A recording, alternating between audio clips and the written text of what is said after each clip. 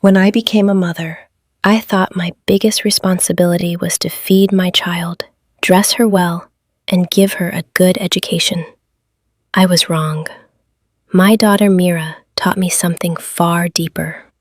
That children don't just listen to what we say, they become what we do. My name is Ira.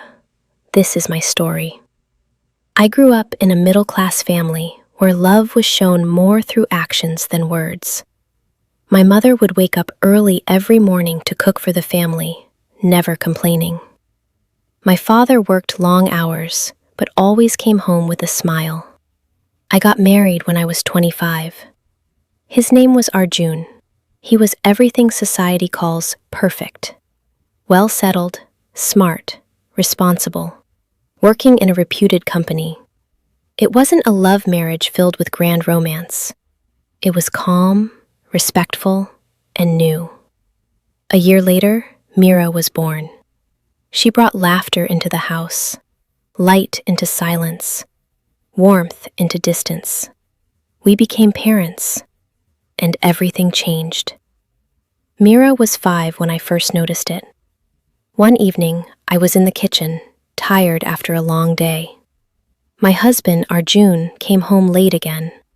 I was already irritated. "You're always late. Do you even care about this family?" I snapped. He sighed, dropped his bag, and said nothing. I kept complaining, loudly. I didn't realize Mira was sitting quietly in the corner, playing with her dolls. Later that night, I heard her talking while playing. One doll said, "You're always late. You don't care." The other doll stayed silent. I froze. Those were my words. She wasn't just playing. She was copying me. The next day, Mira refused to share her toys with her friend. "Mine. I don't want to share," she said stubbornly. I scolded her immediately. "Mira, that's bad. You should share." She looked at me innocently and said, "But Mama, yesterday you said your chocolate is only yours. You didn't share with Papa." Her words hit me harder than any slap. I had no answer. That day, I realized something uncomfortable. My child was my mirror. I started noticing more. When I spoke politely to the house helper, Mira would say, "Thank you," and "please." But when I ignored someone or spoke harshly, she copied that too.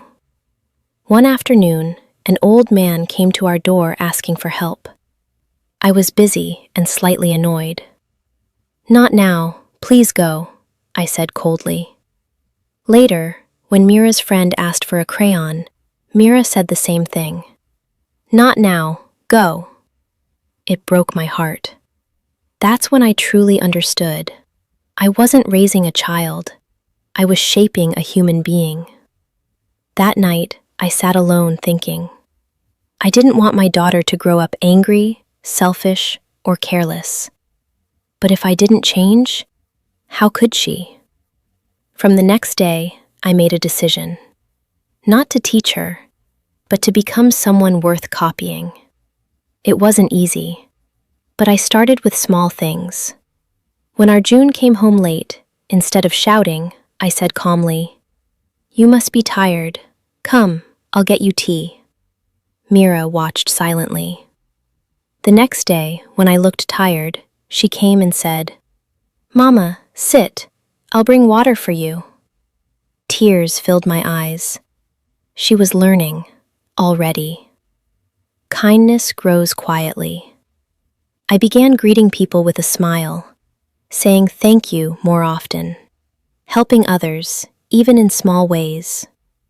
One day, while we were walking, Mira saw a little boy crying because he dropped his ice cream. Without thinking, she gave him hers. I asked, "Aren't you sad you gave your ice cream?" She smiled and said, "He was more sad than me." I didn't teach her that. She saw it in me. There were days I still got angry, but I tried to control it. One evening, Mira accidentally broke my favorite vase.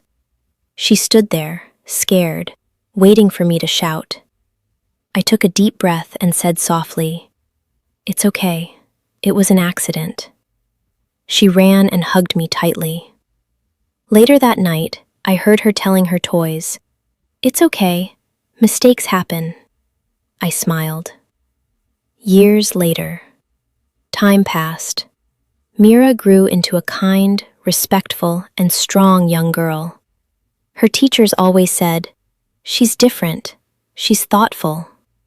People often asked me, "How did you raise her so well?" I would smile and say, "I didn't raise her with words. I raised her with actions." The lesson. Children don't remember every instruction we give, but they remember how we behave. They don't follow our advice. They follow our example. If we want kind children, we must be kind. If we want respectful children, we must show respect. If we want loving children, we must love deeply. Because children don't just grow under us, they grow from us. So before telling a child what is right, ask yourself, am I showing them what is right? Because little eyes are always watching, and little hearts are always learning.